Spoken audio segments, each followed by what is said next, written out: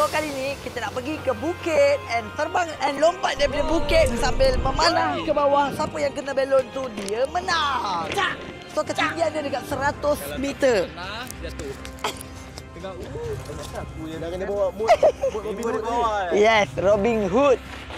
Sebenarnya untuk benda ni kita dah pergi training everything semalam.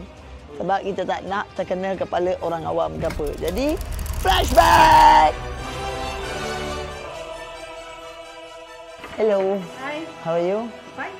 I've come all the way from UK. Oh, no lah. You baru turun pada pokok.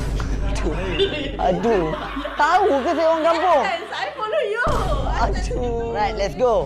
Mana Kak? Okay. Nak mula daripada mana? Daripada, okey, bow jenis apa? Klasik ke modern? Yang you all sewa, yang traditional punya. Beginner dan untuk testing lah. Okey. Okey boleh? Jom kita terus training.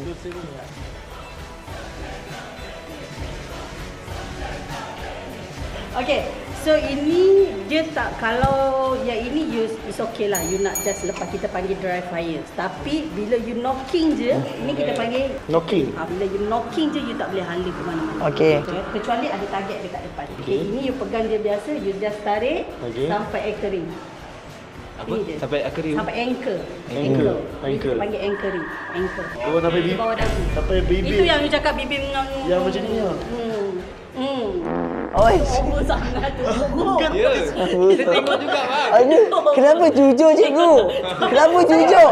Benda tu kita pun tahu dia buruk. Kenapa cikgu jujur? Saya tengok Olimpik kat TV.